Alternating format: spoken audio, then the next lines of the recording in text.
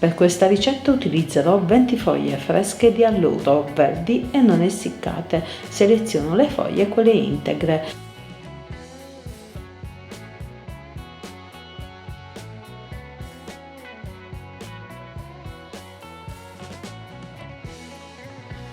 Lavo accuratamente sotto l'acqua corrente, asciugo per bene una alla volta.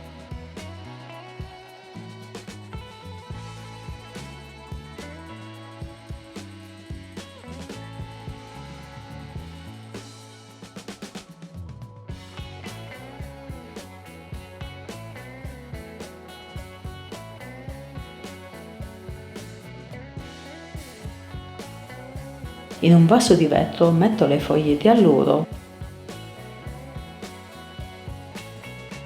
verso l'alcol, chiudo con il tappo ermetico, lascio in infusione al buio per 15-20 giorni, dipende dall'intensità di gusto che si vuole conferire al liquore. Di tanto in tanto agito il barattolo di vetro.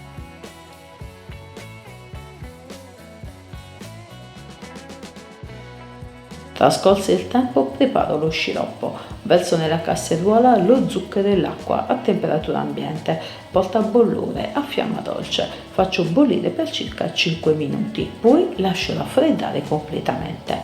Filtro l'infuso di alloro tramite un colino a maglie fitte, unisco allo sciroppo, mescolo bene bene.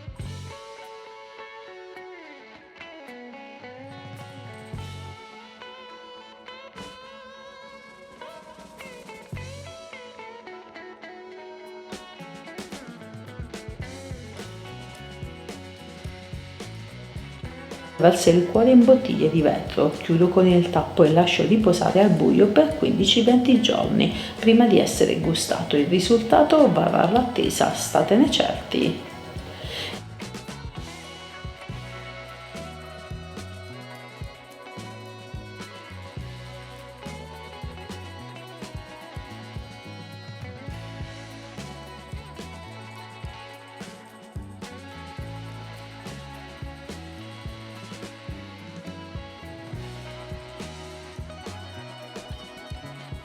Il liquore all'alloro è un digestivo naturale fatto in casa, il suo colore è verde brillante, ha un buonissimo profumo e un sapore intenso, sicuramente piacerà a tutti.